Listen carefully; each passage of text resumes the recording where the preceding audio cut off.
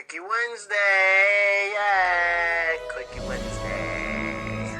What's up, guys, and welcome to my Quickie Wednesday review for Spider-Man 2. This is directed by Sam Raimi and stars Tobey Maguire as Peter Parker Spider-Man, and I am reviewing this, A, because the film just celebrated its 15th anniversary, or it's going to be celebrating its 15th anniversary, I believe on the 30th of June, and also because we're right around Spider-Man Far From Home. So I felt like this would be a perfect time to continue reviewing these Spider-Man movies with Spider-Man 2. And this might be one of my, this is one of my favorite superhero movies of all time. I don't think it's my favorite, but I definitely think that it's in my top 5. I mean, if we're talking standalone superhero movies, this, Thor Ragnarok, The Dark Knight, those are the 3 that come to my mind for the best standalone superhero movies. This film expanded upon everything that we got from Spider-Man 1.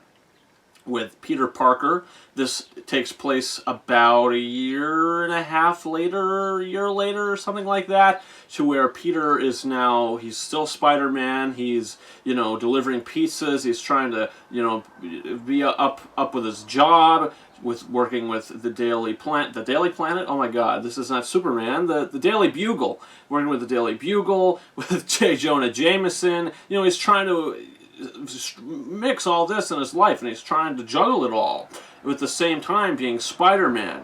So it leads to a lot of really good character moments for Peter, and his love for Mary Jane. Does he want to be with her? Doesn't he want to be with her? His mind is very conflicted in this movie and what he wants to do, and therefore he loses his powers. So basically the film is about him sort of finding, his path as Spider-Man, and his path as Peter Parker, and what he wants in life. And I love that story aspect and story, element to his character. And I think Tobey Maguire is great in this movie, maybe even more so than the first Spider-Man film. I think the highlights of this movie are, as I just said, everything going on with Peter. I love the expansion with Harry Osborn's character, from the first movie. Who is Spider-Man? He killed his father, or as Harry believes, Spider-Man killed the Green Goblin. He kind of killed himself in the first movie. But, it's expanded on in this film. Everything going on with Mary Jane. Does she still love Peter? What's going on there? And the rise of maybe one of the best comic book movie villains of all time, Alfred Molina as Doc Ock. This character is so awesome, and I love how he's written, and I love, just his arc in the film. Scientist turns himself into some kind of a monster. How his invention goes terribly wrong, and the chip in the back of his head is fried, so now the arms sort of control him. And the arms look real. I think another highlight of this movie is the visual effects. This is actually maybe the only superhero movie in Oscar history to win the Best Visual Effects Oscar.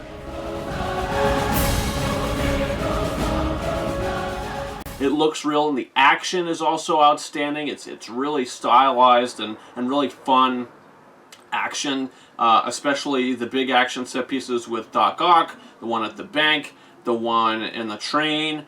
That is one of the best action sequences in any superhero movie, I believe, is the fight on the train, and at the end, in the old abandoned sort of warehouse building.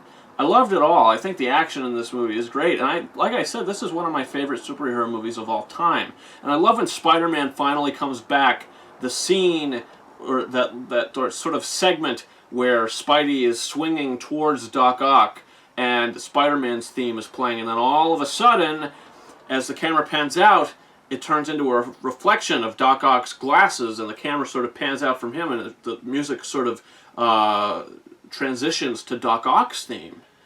And that was always a filmmaking standpoint in this movie that I absolutely loved. And Danny Elfman's score, maybe one of the best superhero scores of all time. Doc Ock's theme might be the best villain theme of a superhero villain in these movies. Him and maybe Alan Silvestri's theme for Thanos, are the ones that kind of stick out in my mind.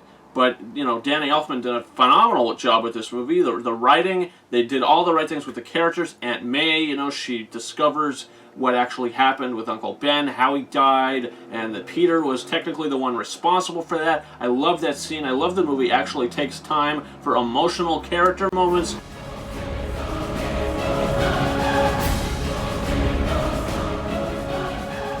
You could tell that they really cared making this movie. They weren't just making a Spider-Man 2 just for the sake of making more money. The writers and the filmmakers behind it really cared about the characters and the story, and you could tell that on screen. This is a phenomenal movie. I mean, if you want to go to nitpicks, it is cheesy. There's a lot of cheesy stuff in this movie, but I think it works.